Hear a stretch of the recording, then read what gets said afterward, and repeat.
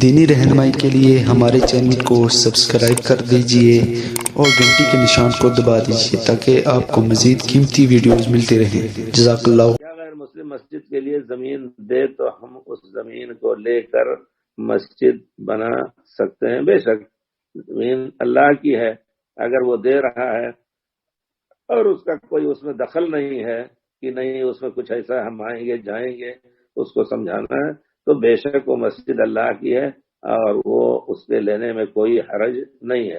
اگر پیسے بھی دے رہا ہے، پیارے رسول کو یہودیوں نے اپنا کھانا کھلایا اور خود اللہ تعالیٰ نے یہودیوں کے بارے میں کہا اکالون للسحت، حرام خور ہیں یہ لوگ، حرام کھانے والے ہیں، لیکن اس کے باوجود پیارے رسول نے کھایا۔